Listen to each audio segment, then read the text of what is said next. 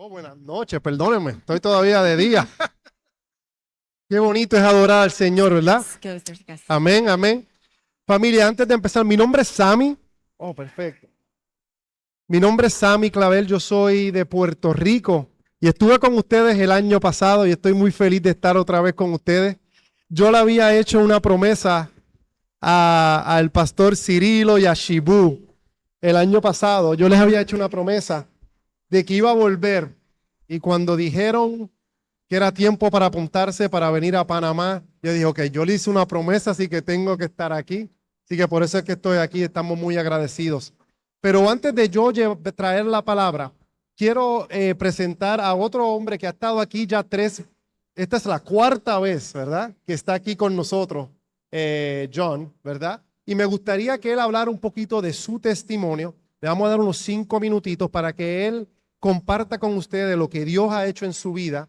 Y después de eso vamos a trabajar la palabra y estudiar y escudriñar y exprimir la palabra a ver qué Dios tiene para nosotros hoy. Amén. Amén. Gracias, Sammy.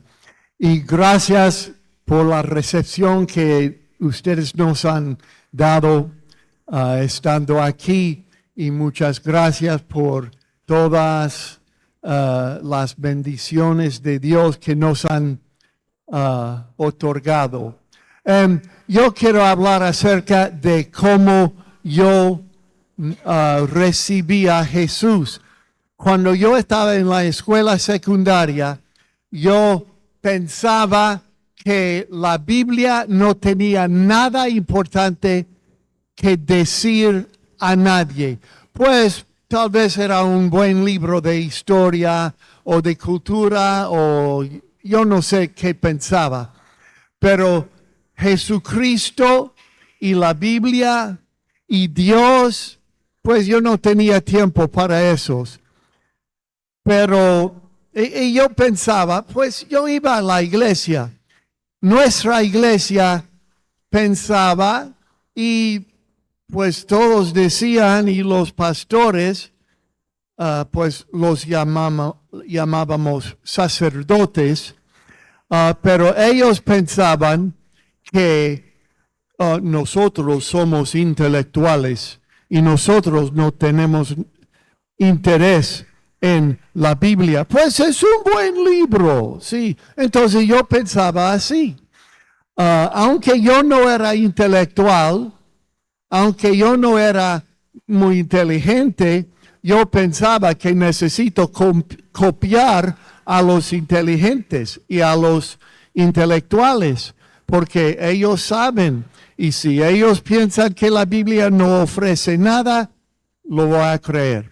Y si ellos creen que Jesús no es importante, pues yo voy a copiarlos. Pero mi profesor, un profesor en la escuela secundaria, él tenía 2 hijos, mis mejores amigos. Y él era muy intelectual, muy inteligente. Antes había sido un pastor, pero me gustó mucho. Él era un buen hombre.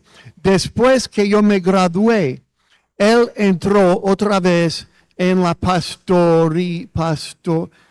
en el pastoreado, así se dice. Y algunos de los amigos de David y Marcos fuimos a la iglesia cuando él predicó una vez. Y me sorprendió mucho porque este hombre con una fama de ser intelectual, él predicaba acerca de la validez de las escrituras. Y él hablaba acerca de Jesús como si viviera ahora en el mundo. Y yo sabía que necesito tomar una decisión.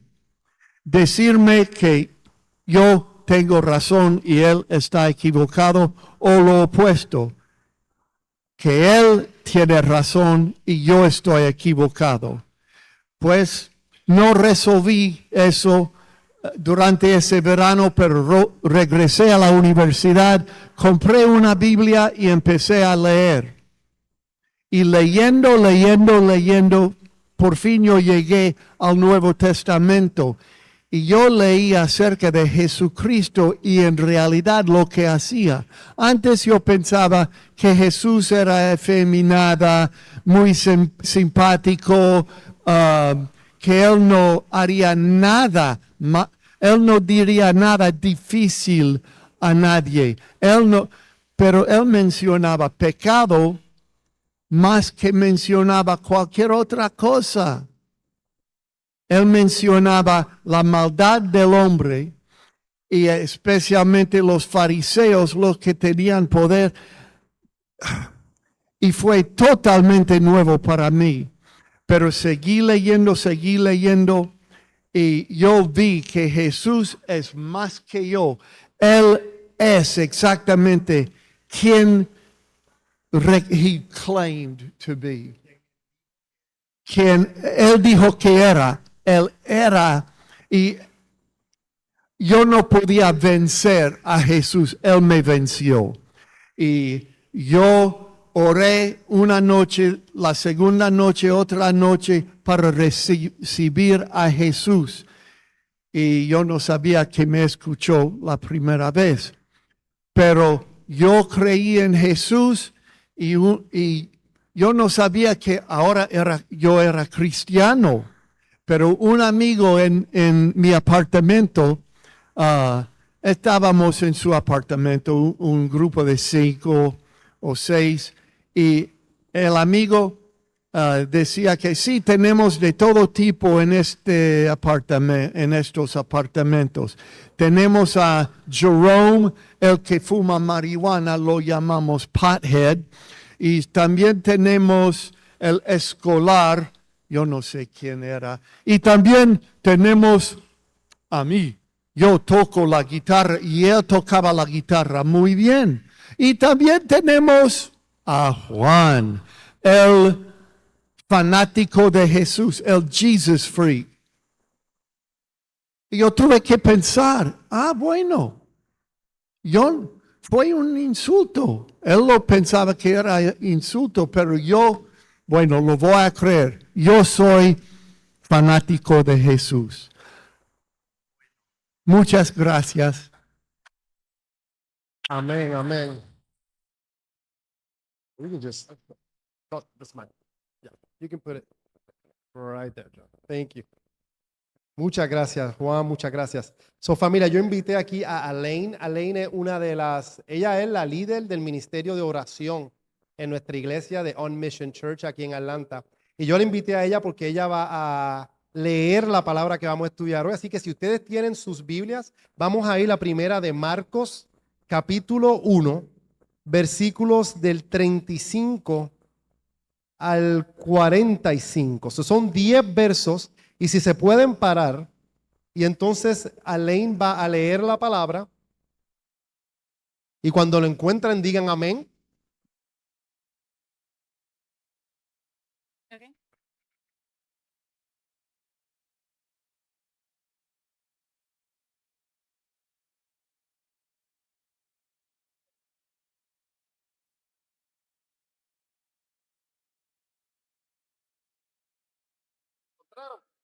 Amén. Amén. Muy de madrugada, cuando todavía estaba oscuro, Jesús se levantó, salió de la casa y se fue a un lugar solitario donde se puso a orar. Simón y sus compañeros salieron a buscarlo. Por fin lo encontraron y le dijeron: "Todo el mundo te busca". Jesús respondió: "Vámonos de aquí a otras aldeas cercanas de donde también pueda predicar. Para esto he venido". Así que recorrió toda Galilea, predicando en las sinagogas y expulsando a los demonios. Un hombre que tenía una enfermedad en su piel se acercó y de rodillas suplicó: "Si quieres, puedes limpiarme". Movido a compasión, Jesús extendió la mano y tocó al hombre diciéndole, sí, quiero, queda limpio. Al instante se le quitó la enfermedad y quedó sano. Jesús lo despidió enseguida con una fuerte advertencia. Mira, no se le digas a nadie, solo ve, preséntate al sacerdote, lleva por tu purificación lo que ordenó Moisés, para que le sirva de testimonio. Pero él salió y comenzó a hablar sin reserva, divulgando lo sucedido. Como resultado, Jesús ya no podía entrar en ningún pueblo abiertamente, sino que se quedaba afuera en lugares solitarios. Aún así, gente de todas partes seguía acudiendo a él. Amén, amén. Vamos a orar. Padre, te damos las gracias, Señor. Te damos las gracias primeramente porque diste a tu Hijo Jesucristo para morir por nuestros pecados, Padre. Gracias, Señor, porque es por eso que hizo Jesús en la cruz. Padre, hoy podemos tener una relación abierta contigo, Padre. Padre, yo te pido que hoy al nosotros estudiar tu palabra, Padre, que tú nos enseñes hoy lo que nos quieras enseñar, Padre. Queremos ser como María, la hermana de Marta, que se sentaba a tus pies a aprender, Padre. Yo me quiero sentar a tus pies también. Espíritu Santo, yo te pido, Señor, que nos abras los ojos, nos abras los oídos, Padre, para entenderte mejor, para conocerte más, Padre, para ver lo grande que eres y también lo relacional que eres con nosotros también, Padre. Yo te pido, Señor, que hoy seas tú glorificado a través del estudio de tu palabra, en el nombre de Jesús. Amén y amén. Familia, yo, como les dije, les quiero antes que nada, quiero darles un saludo muy grato desde mi iglesia en Atlanta. Nos llamamos On Mission Church. El pastor de nuestra iglesia se llama Mark McCulloch. Él vino el año pasado con su hija Sora. Él dijo que Dios mediante, si Dios lo permite, va a volver el año que viene también. Pero él, yo sé que quisiera estar aquí. Les mando un saludo muy grande.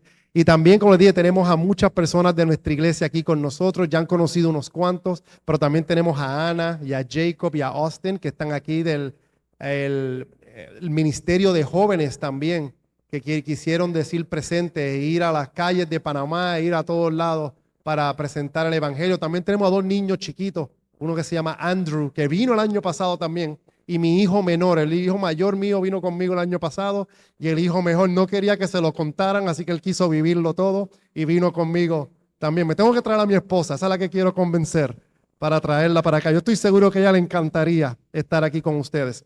Pero familia, como leímos aquí en el primer capítulo de Marcos, como vemos en esos primeros versos, yo me quiero enfocar más en la historia del leproso, pero siempre que yo veo algo, como en el verso 35 creo que dice, que Jesús se levantaba temprano en la mañana, y dice que era tan temprano que el sol no había ni salido todavía, y él iba a levantarse a orar al Padre. Eso a mí me enseña que si Jesús lo hace, yo también lo puedo hacer, ¿verdad? Y que hay una importancia en tener una comunión con el Padre, en ir al Padre todas las mañanas e ir a orar con Él y hablar con Él y tener esa relación. Cuando yo leo algo así y está justamente antes de lo que voy a predicar, yo siempre digo, voy a empezar un poquito antes nada más para recalcar, para recordarme de nuevo que si Jesús lo hizo, yo también lo debería estar haciendo, ¿verdad? Tener esa comunión. ¿Quién dice amén a eso? Yo creo que el día corre mucho mejor cuando comenzamos en comunión con el Padre, tener ese tiempo a solas con el Padre. Otra cosita que se puede aprender unos versos más después dice el propósito por el cual Jesús vino. Y dice, muchas personas a veces pensamos que Jesús vino a sanar a todo el mundo, y sí, eso era parte de su ministerio, que Jesús vino a hacer todas estas cosas grandes, estos milagros. Pero aquí bien claro dice que la razón primordial para la cual Él vino fue para predicar las buenas nuevas al mundo, para predicar que Él, el Salvador del mundo, había llegado al mundo. Y eso siempre hay que acordarnos que ese es el propósito por lo cual Jesús vino. Es a hacer una conexión de nuevo, un puente entre lo que se había perdido por el pecado. En Génesis capítulo 3, cuando Adán y Eva comieron de esa fruta, ¿verdad? Y esa conexión se perdió. Jesús vino a restaurarla en la cruz para todo aquel que pone su fe en Él.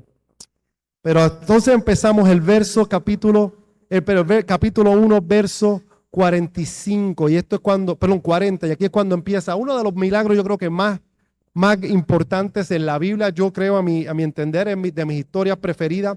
Y aquí en este primer capítulo del Evangelio de Marcos, está terminando este capítulo con una de las demostraciones para mí más impactantes de Jesús, ¿verdad? Del poder divino y lo sobrenatural de la persona de Jesucristo. Era tan extraordinario este milagro que sabemos que antes de eso dice que Jesús sanó a muchas personas, dice que a cientos y cientos de personas, y no da mucho detalle de ninguno de esos, pero de este hombre sí dio detalle. El Espíritu Santo quiso tomar unas cuantas páginas de su evangelio y decir, yo quiero explicar de él. No tan solo lo hizo Marcos, pero también Mateo habló de este milagro y Lucas también habló de este milagro. Así que si hay 3 de los 4 evangelios que hablan de un milagro, yo creo que es un milagro bastante importante y uno bueno para estudiar. Hasta este punto, Jesús no solo había sanado a docenas, probablemente a cientos de personas, pero el Espíritu Santo a través de Marcos quiso hacer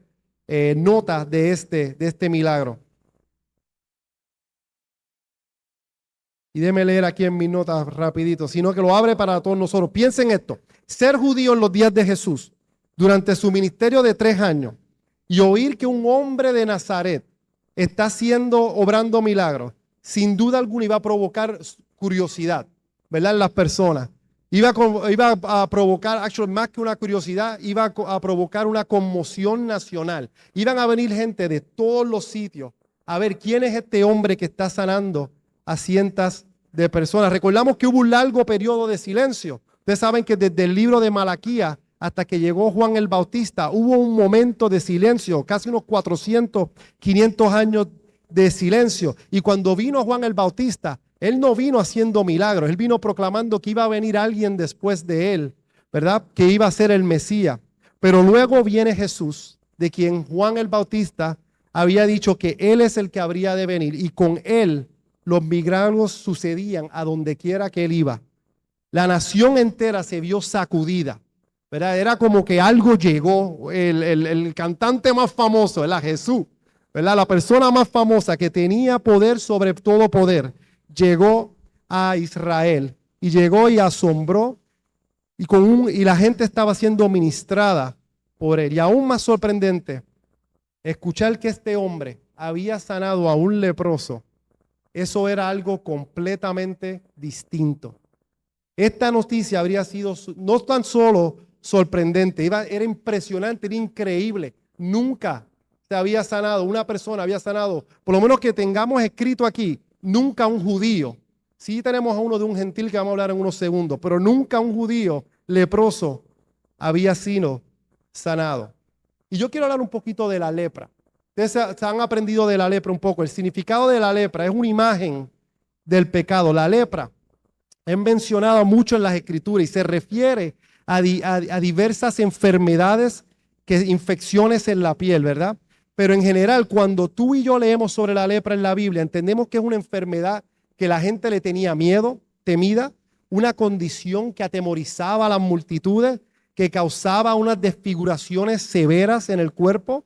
Y esta enfermedad duradera no solo era temida por el daño que causaba en la carne, pero también era una sensibilidad en los nervios, habría heridas, las personas se le notaba en la piel que tenían lepra, se le empezaban a caer partes de su cuerpo, la nariz se les caían, los dedos se le empezaban a pudrir y a caerse. Y también que esa persona tenía que pasar por todo eso.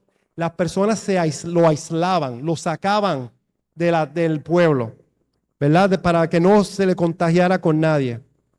Quien quien la contraía era completamente excluido de la vida cotidiana. Quedaba completamente aislado esa persona con lepra, completamente separado, apartado. Y la palabra de Dios tomaba esto con una gran seriedad. En el Antiguo Testamento hay capítulos enteros, capítulos completos en el libro de Levíticos dedicados a cómo actuar si había alguna señal de descoloración o algún tipo de irritación en la piel. Si leemos en el libro de Levíticos, la persona debía ser examinada por el sacerdote, la persona tenía que ser sometida a serie de pruebas y si se confirmaba que era lepra lo que tenía, debía pagar un precio muy alto, ser expuesto en una cuarentena, muchas veces, la mayoría de las veces, en una cuarentena de por vida.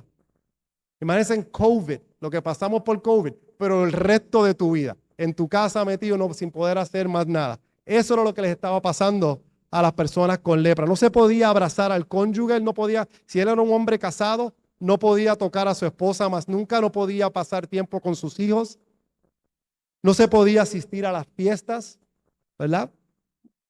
Ni siquiera era posible caminar por el mercado, ¿verdad? Porque había temor de que eso podía ser contagioso. Estaban totalmente aislados, viviendo en lugares completamente desolados.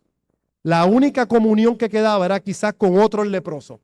Con estas eran las únicas otras personas que ellos podían estar. Así que tener lepra era estar marcado.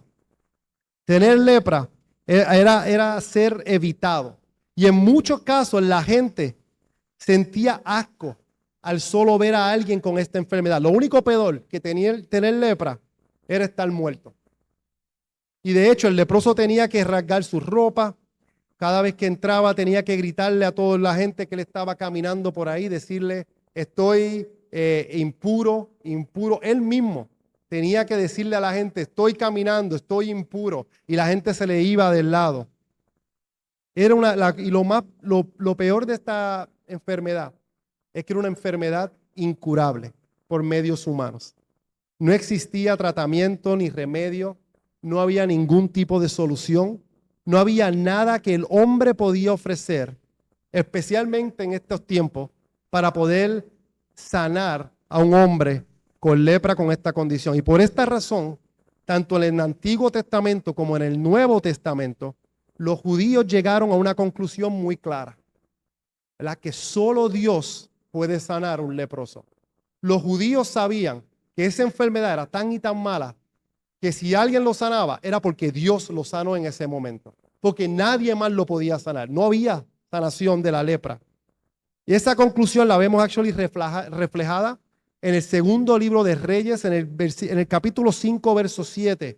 Había un hombre, no sé si saben esa historia, en segunda de Reyes, capítulo 5, había un hombre que se llamaba Naamán, era un hombre de Babilonia, y ese hombre tenía lepra, y se le dijo que había un hombre en Israel, que había alguien que podía sanarlo.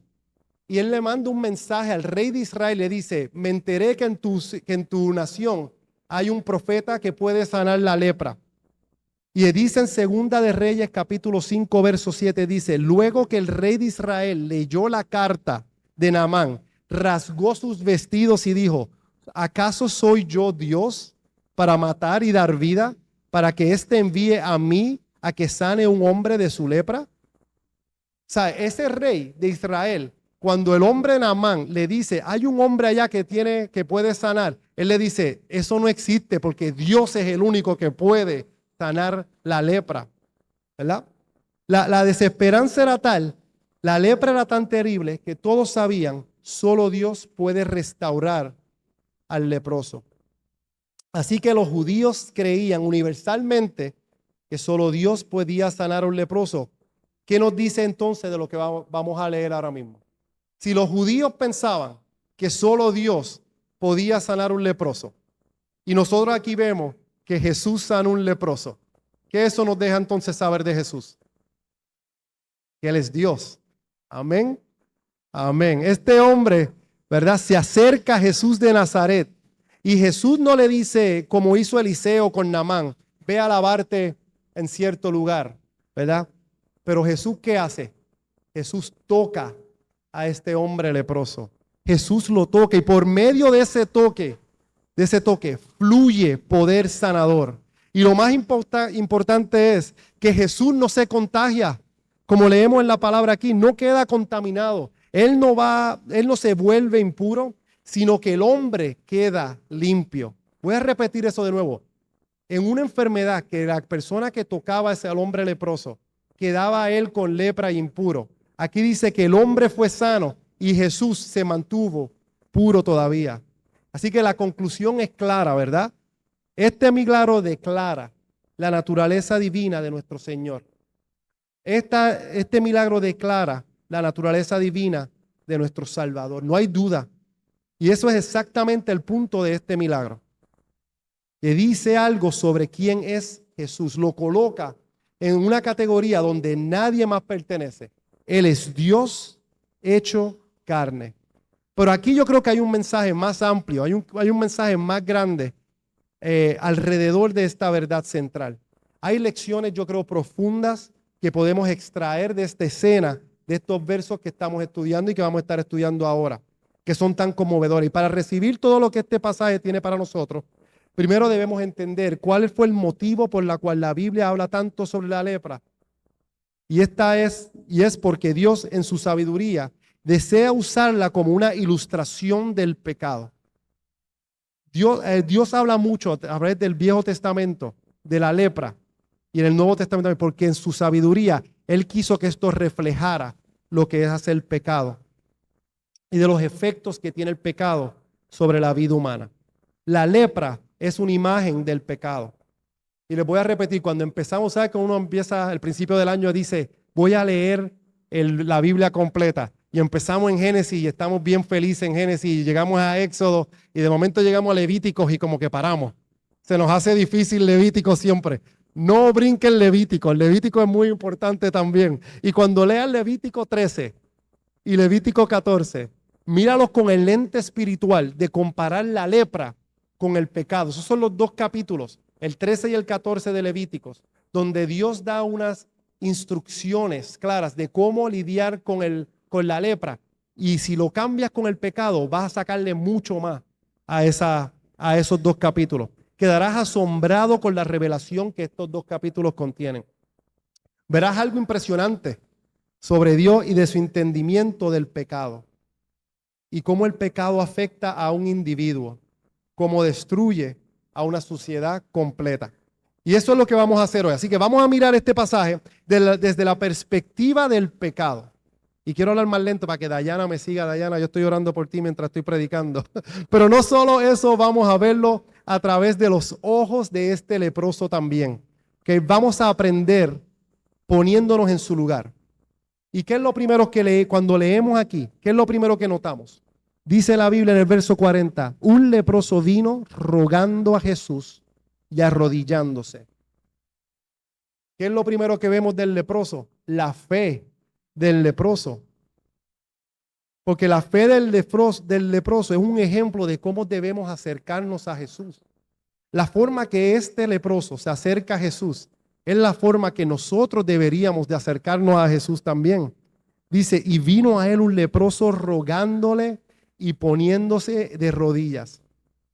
Si tú estás familiarizado con la palabra de Dios, esto debe llamarte la atención de inmediato, ¿verdad? Porque el versículo siguiente nos dice que este hombre llegó lo suficientemente cerca a Jesús como para que Cristo lo tocara. Es decir, literalmente estaba a un brazo de distancia de Jesús, estaba ahí al frente de Jesús, ¿verdad? Y cualquier judío que viviera en este momento, en este tiempo, cualquier persona con conocimiento de la Escritura aprendería que esto era algo escandaloso. Un leproso no podía acercarse así a nadie. Un leproso no se podía acercar así a nadie porque se le pegaba la lepra. Cualquier judío que viera esto hubiese estado escandalizado. Y en Levíticos 13:45 se instruía que un leproso debía andar con las vestiduras rasgadas, descubierta la cabeza, cubrirse el labio superior, gritar que él era impuro para que todos los demás supieran que él estaba ahí. Imagínense en vivir así. No solo la gente te reconocía por su apariencia, sino que tú mismo tenías que anunciar tu impureza. Pero en lugar de eso, este hombre declara su impureza así. Él deja saber su impureza, pero lo hace a los pies de Jesús. Y dice, si quieres, puedes limpiarme. Y se lanza ante el Señor. Y la belleza de esta escena es que este pobre alma seguramente había oído algo sobre Jesús. Quizás, como nos dice Mateo, estaba allí después del sermón del monte. Lo escuchó de lejos o quizás escuchó acerca de los milagros que Jesús había estado haciendo. Y esa noticia pues entonces llegó a la colonia de los leprosos. No sabemos cómo él se enteró, pero sí se enteró. Tal vez también escuchó acerca de la compasión de Jesús. Decía, ese hombre es diferente, que no dejaba a las personas de la misma forma de cómo llegaban a él. Que Jesús era un hombre que hacía algo por ellos. Tal vez escuchó eso. Sea lo que sea, este hombre escuchó y llegó a la conclusión, ese hombre no es un hombre ordinario.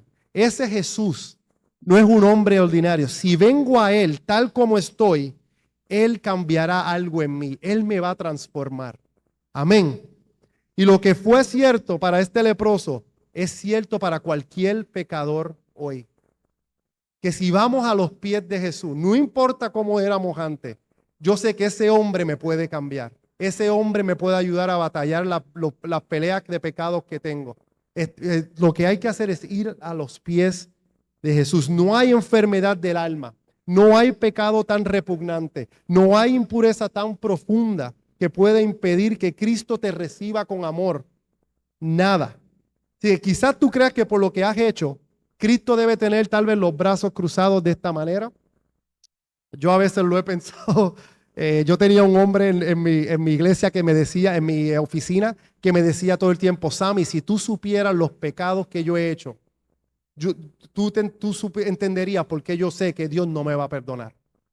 Y él me decía eso todos los días hasta que Dios lo cogió. Y ahora es uno de los de él. Tal vez han dicho, si Él conoce tus pensamientos, Él conoce mis pensamientos más oscuros, mis secretos, mi vergüenza.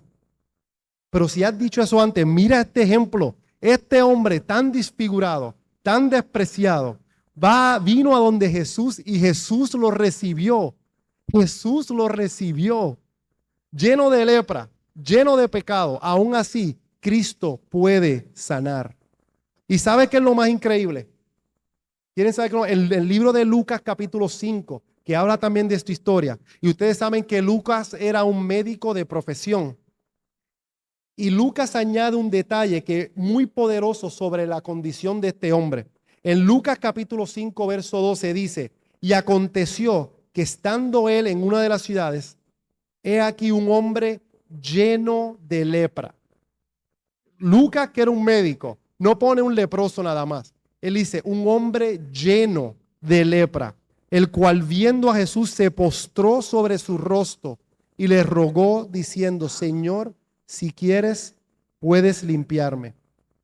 Marcos dice que él era un leproso, pero Lucas, el médico, dice, no era un leproso nada más, él estaba lleno de lepra, desde la cabeza hasta los pies, cubierto por completo de llagas, de irritación, de descoloración, de deterioro.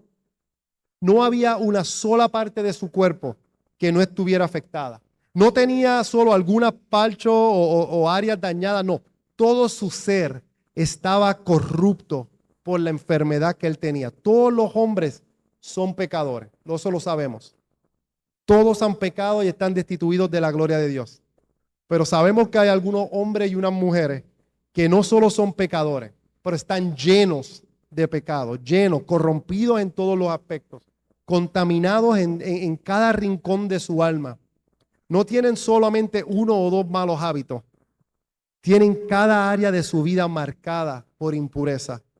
Y algunos incluso han llegado a ser tan duros que ni siquiera sienten remordimiento.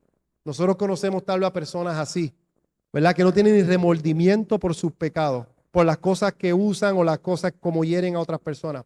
Pero este caso severo de lepra, este hombre nos está señalando algo glorioso. Aún esa persona puede tener esperanza. Aún ese hombre que no tiene ni remordimiento hoy, yo sé que si al frente de Jesús, Jesús lo puede cambiar y perdonarlo y tener las puertas del cielo abiertas para él, para siempre. Cristo puede sanar. Cristo puede salvar, Cristo puede redimir. Ninguna persona está demasiado dañada. Ninguna alma está tan deformada espiritualmente que no puede ser restaurada por el poder y el amor de Cristo. Y esto es lo que tienes que entender hoy. Él te desea. Él quiere una relación contigo.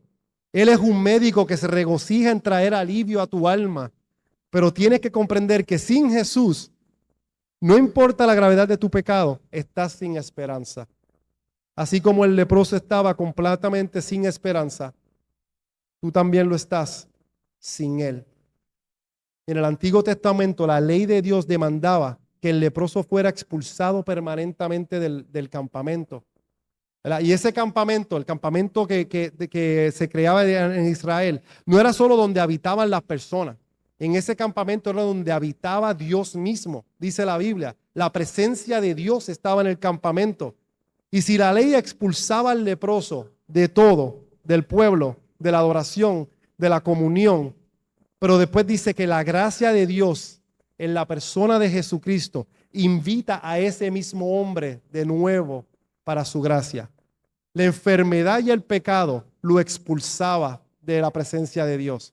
Pero Cristo Jesús lo invita de nuevo, trae de nuevo a ese hombre pecador a la presencia de Dios. Y eso es lo que vino Jesús a hacer. Cristo mismo toca lo que la ley condena. Él elimina lo que nos separaba para que podamos estar con Él para siempre. Amén. Me voy a decir eso de nuevo. Cristo mismo es Jesús, nuestro Salvador, quien toca lo que la ley condena. Él es Él el que elimina lo que nos separaba del Padre, porque podemos estar con Él, para que podamos estar con Él para siempre. ¿Verdad? Ya escuchábamos anteriormente que Marcos pone un énfasis especial en cómo Jesús realizaba milagros. Muchas veces tocaba a las personas cuando los sanaba. Y en este caso yo estoy convencido de que el toque que Él tuvo, el tocar al hombre leproso, yo creo que tenía un significado un poco más profundo. Jesús muchas veces sanaba a personas de distancia. Él podía, sabemos que Él tiene el poder de decir, sea la luz y la luz se hace. Yo sé que Él tiene con la voz nada más hay poder, pero el que Él tocó a este leproso, Él lo pudo haber dicho nada más, ¿verdad? Jesús pudo haber dicho, eres sanado, levántate, y pudo haber sido sanado. Pero yo creo que hay un significado especial de que Él decidió tocar a este hombre leproso. Un significado, un peso mayor, porque este hombre no era cualquier enfermo, era un leproso. ¿Te has puesto a pensar cuántos años este hombre estuvo sin que alguien lo tocara? Sin él haber sentido un abrazo. ¿Cuánto tiempo habría pasado desde que alguien se acercaba siquiera a él? ¿Verdad? Nadie se acercaba a un leproso, mucho menos tocarlo. Y sin embargo Jesús, quien tenía autoridad suficiente para simplemente pronunciar con la palabra a distancia, no lo hizo así con él. Con este hombre, Él decidió tocarlo deliberadamente, voluntariamente. Para mí yo pienso que estratégicamente Él coloca su mano sobre el hombro de este hombre. Y estuve reflexionando esta noche, anoche cuando me estaba preparando, más allá del milagro, más allá de la curación, ¿cómo habrá sido esa sensación para este hombre? Pongámonos a pensar, este hombre que nadie lo había tocado por años, y él acaba de sentir la mano suave del Hijo de Dios. Después de años sin experimentar el toque humano.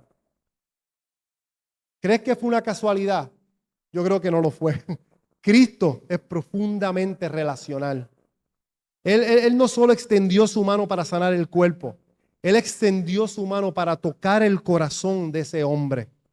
A través de ese toque, Él le estaba diciendo, no solo quiero sanarte, te deseo a ti, te quiero a ti, quiero tener comunión contigo de nuevo. Jesús ha hecho provisión para que el pecador sea limpiado. Él, a través de su propia vida, de la sangre que Él derramó en la cruz, ha quitado aquello que nos condenaba para siempre. Pero ¿cuál fue el propósito? Ustedes se han preguntado ¿para qué fue que Jesús murió en la cruz? ¿Fue simplemente para que no fuéramos al infierno? Esa fue la razón. Él murió en la cruz para que no fuéramos al infierno. O Él murió en la cruz para que no sufras eternamente, para que estés con tus seres queridos. No, yo creo que hay algo más grande que todo eso. En Primera de Pedro 3:18, escríbelo por ahí rápido, porque yo creo que esto es un verso que todo el mundo debería hasta de memorizarse. Primera de Pedro 3:18, 1 Peter 3:18, dice, porque también Cristo padeció una sola vez, o murió solo una vez por los pecados, el justo por los injustos, para llevarnos a Dios. ¿Quieren saber por qué Jesús murió? El justo, el que no tenía ningún pecado, murió por todos los injustos para llevarnos a Dios. Ese es el propósito, llevarnos a Dios mismo. No a las puertas de perla, aunque eso va a estar chévere, no a las calles de oro, no a una mansión celestial, todo eso es muy bueno, pero lo que Él en verdad que es para estar en la presencia de Dios.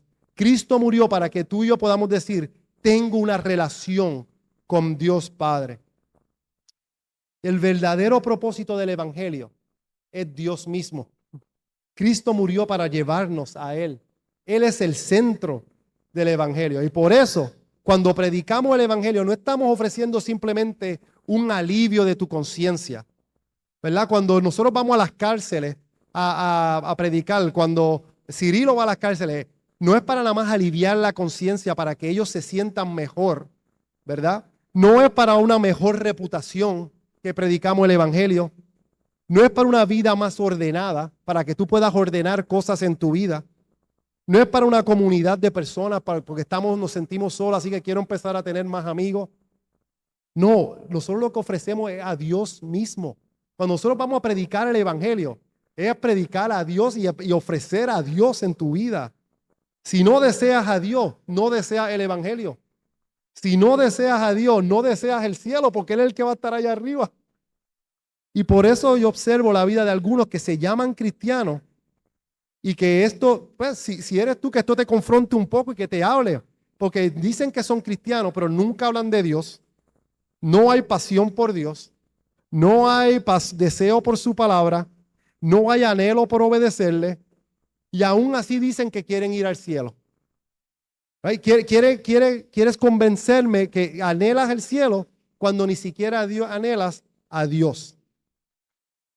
¿Verdad? Y perdónenme que suene así, pero a mí me tocó esta palabra cuando yo estaba preparándome ayer por la noche. El cielo no es otra cosa que la presencia de Dios disfrutada. Es disfrutar la presencia de Dios por toda la eternidad. Así que Jesús tocó a este hombre. Qué escena tan impactante debió haber sido. Primero que la gente alrededor de él, todo el mundo se asustó. Se echaron para atrás como que, espérate, acaban de tocar a un leproso. Seguro que hubo un suspiro colectivo entre los que estaban allí, pero ¿qué estaba diciendo Jesús con este toque? Estaba diciendo, yo quiero a ese hombre. No solo esa sanidad, no solo su restauración, yo lo quiero a él. A él es el que quiero. La fe del leproso es evidente. Pero ahora pasamos de la fe del leproso al siguiente punto. Y estoy terminando, Cirilo. Al siguiente punto. El mandato al leproso. En los versos 42 a 44, si leen conmigo, igual leerlo rapidito, dice, y al instante la lepra se fue de él y quedó limpio. Y entonces Jesús le encargó rigurosamente y lo despidió pronto y le dijo, mira, no digas nada a nadie, sino ve, muéstrate al sacerdote y ofrece por tu purificación lo que Moisés mandó para testimonio a ellos. Este testimonio tan hermoso podría haber terminado en el verso 42. Yo creo que si hubiésemos terminado en el versículo 42, hubiese sido, wow, qué bueno, Jesús sanó un leproso. Pero podríamos haberlo leído de esa manera, pero no termina ahí. La interacción entre ellos dos continúa. Y Jesús da una exhortación, una instrucción clara le da al hombre. Y le dice, al recién sanado, le dice, no le digas nada a nadie, ve al sacerdote, muéstrate a él y ofrece un sacrificio, el sacrificio que Moisés prescribió.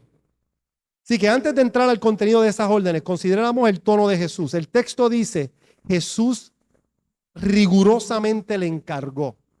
Sternly told them, ¿verdad? Le dijo con rigor, le dijo firmemente, fue una palabra firme, seria, ¿verdad? No hubo ninguna duda de lo que Jesús le acababa de decir, de la orden que le dio. Fue un tono con autoridad de Jesús. ¿Por qué fue de esa manera?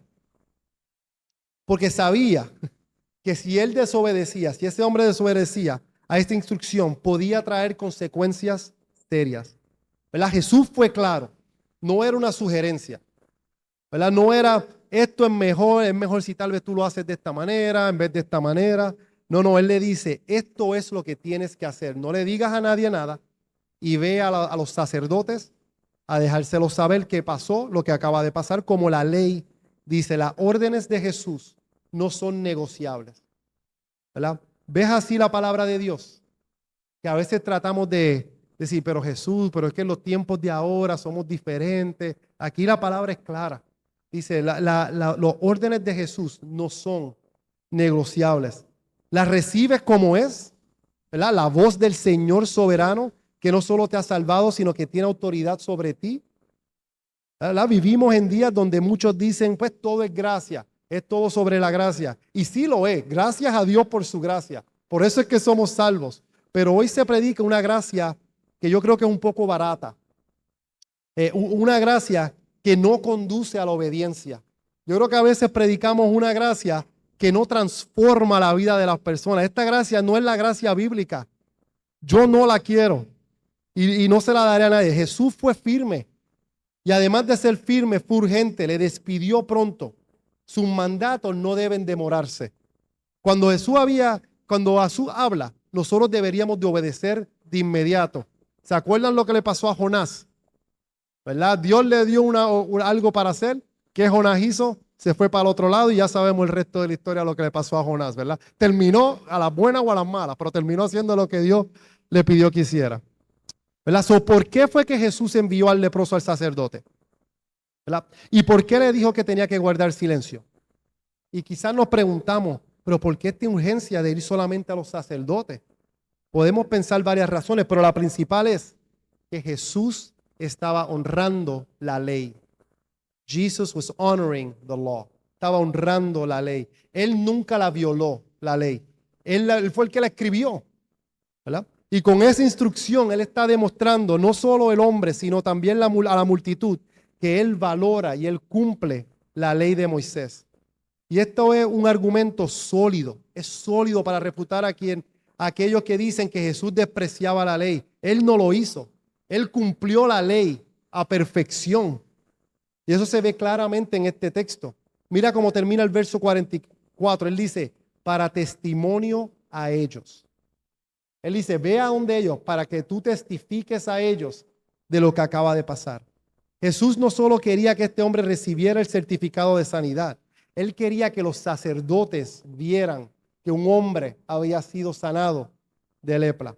Él quería que vieran su carne como la de un niño.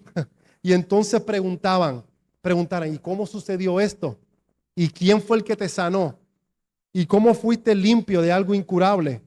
Y cuando este hombre respondiera, un hombre llamado Jesús me tocó y fue el que me limpió. Y los sacerdotes hubiesen entendido el mensaje, porque sabían, como el rey de Israel, que les dije hace poco en la segunda de Reyes, que decían que solo Dios es el que puede sanar la lepra. Cuando estos sacerdotes escucharan que hubo un hombre que sanó y tocó a un hombre con lepra y lo sanó, hubiesen acordado, eso entonces tiene que ser Dios el que está ahí. Y entonces, ¿por qué le da la instrucción de no hablarle con otros? Y es otra buena pregunta, tal vez no hemos hecho esa pregunta. ¿Por qué es que Jesús le decía a las personas, no le digas a nadie? ¿Verdad? Ve a otro sitio, pero no le cuentes a nadie de lo que él hizo. ¿Verdad? Si Jesús quería que los sacerdotes entendieran quién era, ¿por qué no permitir que este hombre también predicara de él de camino? ¿Verdad? Y es una buena pregunta, pero Jesús es sabio. Y él es muy sabio. En esta etapa de su ministerio, Jesús no quería que las multitudes vinieran solo por sus milagros. Acuérdense lo que leímos hace poco. Jesús vino a predicar las buenas nuevas. Él mismo dijo, a eso he venido, a predicar el evangelio. Si este milagro se difundía demasiado pronto, iba a crear histeria. Así que el enfoque de Jesús la proclamación del arrepentimiento y del reino podría quedar opacada por el sensacionalismo de que un hombre con lepra hubiese sido sanado. Y Jesús no quería eso, por lo menos todavía no. Así que la prueba del cambio verdadero, me encantó cómo Jesús envía a este hombre al sacerdote para que sea examinado, para que se demuestre públicamente que ha sido realmente transformado. Y lo que fue cierto para ese leproso, también es cierto para ti y también es cierto para mí. Si tú afirmas haber sido salvo, si tú afirmas haber sido redimido, si tú afirmas ser habido transformado por Jesucristo, entonces tu vida debería resistir la prueba, debería probar de que has sido transformado, de que has sido salvado. Deberían haber cosas en tu vida que gritan que eres un cristiano, ¿verdad? Que eres un seguidor de Jesús. No deberías de tener miedo de ser examinado, ni por tu iglesia, ni por tu familia, ni por el mundo que te observa. Que todos puedan decir, sí, algo ha cambiado en este hombre. Sí, este hombre o esta mujer ha sido tocada por Jesús. Si la lepra es una imagen del pecado y Jesús sana al leproso, entonces no tiene sentido decir que fuiste sanado si no hay evidencia. ¿Verdad? Imagina que alguien dijera, Jesús me sanó de la lepra y su cuerpo sigue todo igual, cayéndose en las partes, podrido, con llaga. Y él dice, sí, pero Jesús me sanó. Sería absurdo, ¿verdad? Y sin embargo, hay muchos que dicen que estamos salvos, que somos salvos, pero no hay ni una sola señal de transformación en sus vidas. Para mí es ilógico, es incongruente. Jesús quería que este hombre no se quedara contando su testimonio por su cuenta. Primero debía pasar por la inspección de los sacerdotes. Y lo mismo se aplica hoy. Tu vida debe reflejar la luz de la palabra de Dios. Tu vida debería reflejar lo que sale, lo que dice esta palabra. Versículo 45, estamos terminando. Sé que lo dije hace minutos, pero estamos terminando. Pero salido él, comenzó a publicarlo mucho y a divulgar el hecho, de manera que Jesús ya no podía entrar abiertamente en la ciudad, sino que se quedaba fuera en los lugares desiertos y venían a él de todas partes. Y si somos honestos, muchos de nosotros antes leíamos como esto como algo positivo, ¿verdad? Pensábamos, wow, él estaba tan feliz, él estaba tan agradecido que no podía contenerse, estaba con tanta felicidad de haber sido sano que quiso decírselo al mundo entero, pero en realidad lo que ese hombre leproso hizo en ese momento fue desobediencia. Y no solo eso, perjudicó un poco el ministerio de Cristo. Este hombre que comenzó con tanta humildad y tanta reverencia, ahora comienza a actuar según su propio juicio. Y eso nos pasa mucho a nosotros, ¿verdad? Comenzamos bien, con entrega, con obediencia, pero luego sentimos que tenemos derecho a modificar un poco lo que Dios nos pide. Que nos gustan estas partes de Dios, pero estas partes de Dios no nos gustan tanto. En este caso, no solo ese hombre desobedeció, hizo exactamente lo opuesto a lo que Dios le había pedido. Y ni siquiera tenemos evidencia de que haya ido a los sacerdotes. No sabemos si en verdad fue o no. ¿Pero por qué lo hizo? Número uno, pues tal vez estaba emocionado. Había sido sanado de la enfermedad incurable. Pues claro que estaba entusiasmado, estaba emocionado. Pero recuerda esto, la emoción no justifica la desobediencia. La emoción no justifica la desobediencia. ¿Cuántas veces fallamos a Dios porque simplemente no nos sentimos con ganas de obedecer? ¿Verdad? O hacemos lo contrario de lo que Él dice porque se siente correcto en el momento. ¿Verdad? Vivimos en una cultura dirigida por las emociones, seguidas siempre por el corazón. Y eso es una gran trampa. Tal vez él pensó que él sabía mejor que Jesús. Hemos caído en esa trampa también.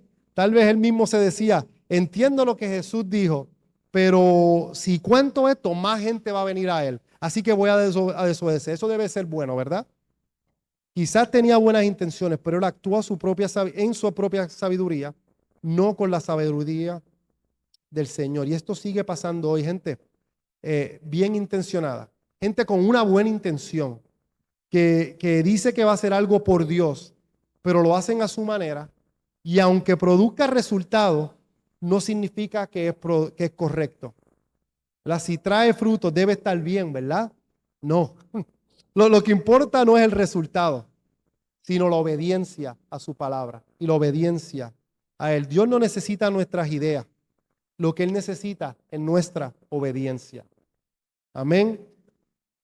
Así que observa lo que sucedió por causa de esa desobediencia. Jesús ya no podía entrar abiertamente en la ciudad, sino que se quedaba fuera en los lugares desiertos.